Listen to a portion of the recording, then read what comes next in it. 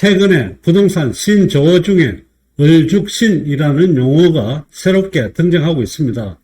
얼어 죽어도 신축이라고 합니다. 대구도 공급량이 많아서 신축이 많은 상황인데 최근 거래 동향을 살펴보면 위치가 좋은 곳에 가격 조건이 나름 괜찮은 단지 위주로 거래가 되고 있습니다. 아파트 분양권은 20년 8월 12일 이후 취득한 분양권부터 주택으로 취급하기 때문에 분양권을 신규로 취득하실 때에는 주의가 필요합니다. 오늘은 분양권 관련 내용으로 영상을 올리겠습니다. 분양권을 신규로 취득하실 분과 분양권을 가지고 계신 분께서는 끝까지 봐주시면 도움이 될 것입니다.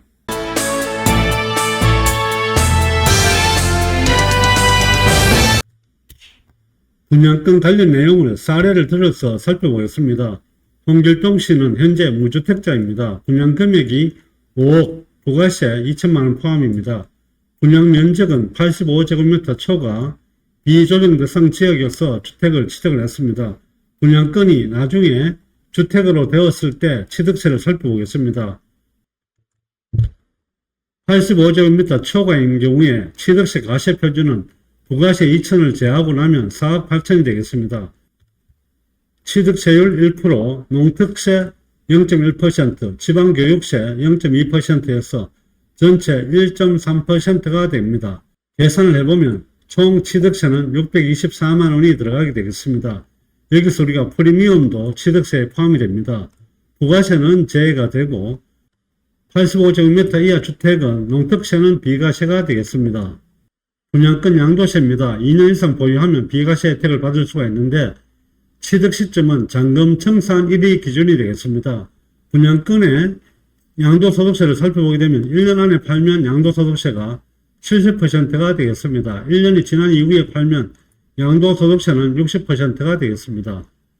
분양권 계약시는 비조정 지역이었지만 잔금 지급시는 조정 지역으로 바뀌면 거주 요건이 있는가? 홍길동시는 무주택자이므로 거주 요건이 없습니다. 만약에 무주택자가 아닌 주택을 갖고 있는 분이 취득을 했다면 거주를 하셔야 됩니다. 분양권 취득 당시에는 조정지역이었는데 매도 당시에 비조정이면 거주 요건은 있는가? 분양권 취득 당시에는 조정대상 지역이었습니다. 하지만 매도할 시점에 비조정이면 거주 요건은 없습니다. 하지만 주택은 조정대상 지역일 때 취득을 하고 비조정대상 지역일 때 매도를 하게 되면 거주 요건이 있어야 비과세 요건을 받을 수가 있습니다. 지금 말씀드릴 내용은 굉장히 중요한 내용입니다.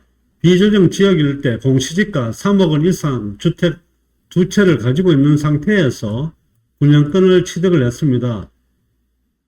물론 지금 현재는 2주택을 다 처분한 상태에서 분양권이 주택으로 완공된 상태입니다. 이럴 때 이 분양권의 취득세는 몇 프로인가 라는 부분이 논제가 될 수 있습니다.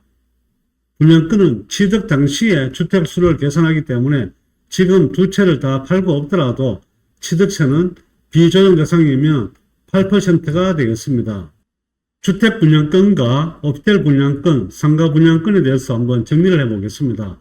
주택 분양권도 주택수에 포함이 됩니다. 20년 8월 12일 취득분부터 해당이 되겠습니다.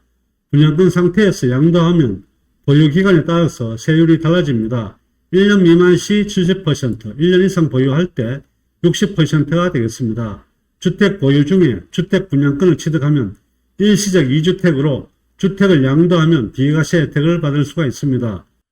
오피스텔 분양권 살펴보겠습니다. 오피스텔 분양권은 단순한 권리이기 때문에 잔금 청산 시 부동산이 됩니다. 오피스텔 분양권을 양도하면 부가세 납부 의무가 발생을 하게 되고 오피스텔 분양권을 양도하면 양도세가 부과가 됩니다. 세율은 토지와 같다고 보시면 될 것 같습니다. 상가 분양권은 오피스텔 분양권과 과세 체계가 똑같습니다. 또 다른 사례를 들어보겠습니다. 홍길동시는 A주택, 종전주택이고 B주택은 신규주택입니다. 이의 AB주택들은 일시적 2주택에 해당이 됩니다. 따라서 A주택을 3년 이내에 양도하면 비과세를 받을 수 있습니다. 그런데 이때 주택 분양권을 전매를 통해서 취득하면 A주택의 비과세에 영향을 받는가라는 부분입니다. 2020년 8월 12일 이후 취득한 분양권은 주택수에 포함이 되므로 이 경우 3주택이 해당이 됩니다. 해서 A주택은 양도세, 비과세가 나오지 않을 경우가 크다고 보시면 될 것 같습니다. 홍길동 씨는 A주택을 비과세를 받고 양도했습니다. 이후 시분양권을 취득한 경우에 비과세를 받을 수 있을까요? 분양권 취득일부터 3년 이내에 종전주택을 양도하게 되면 비과세를 받을 수 있습니다. 또 하나의 방법은 분양권이 주택으로 완공된 날로부터 3년 이내에 종전주택을 양도하는 방법이 있습니다. 물론 이 경우에는 완공주택으로 3년 이내에 이사하고 그곳에서 1년 이상 거주해야 하는 요건이 추가가 되게 됩니다. 이번에는 입주권과 분양권에 대해서 한번 구별을 해보겠습니다. 입주권은 재개발이나 재건축으로 조합원 자격을 갖고 있는 분들의 물건이 입주권이라고 보시면 되고, 분양권은 일반 분양으로 받는 경우에 분양권이 해당이 되겠습니다. 먼저 입주권만 있는 경우에, 또한 분양권만 있는 경우에 입주권 비과세 가능합니다. 하지만 분양권은 불가능합니다. 분양권은 1년 이내에 매도하면 70%, 1년 이후에 매도하면 60%의 양도소득세가 있습니다.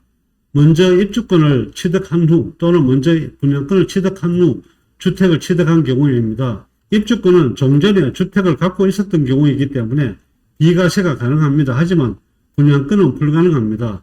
먼저 주택을 취득한 이후에 입주권을 취득하는 경우 또는 먼저 주택을 취득한 이후에 분양권을 취득하는 경우에 입주권은 주택 비과세 가능합니다. 분양권 역시 주택 비과세 가능합니다. 사업 시행 중에 대체주택을 취득한 경우입니다. 입주권은 대체주택에 대해서 비과세가 가능하지만 분양권은 불가능합니다. 분양권은 사실 기존에 있는 주택이 철거되고 이사하고 이런 과정이 없었기 때문에 불가능하다고 보시면 될 것 같습니다. 선주택 취득 후 입주권이나 분양권을 취득하는 경우에는 두 가지 방법으로 비과세가 가능합니다. 먼저 입주권이나 분양권 취득일로부터 3년 이내에 종전주택을 처분하는 방법과 두 번째, 입주권 분양권이 공사가 완료된 이후 완성된 주택으로 3년 이내에 이사하고 완공일로부터 3년 이내에 종전주택을 처분하면 주택 비과세 혜택을 받을 수가 있습니다. 오늘은 최근에 거래가 많이 되고 있는 분양권 관련해서 영상을 올렸습니다. 감사합니다.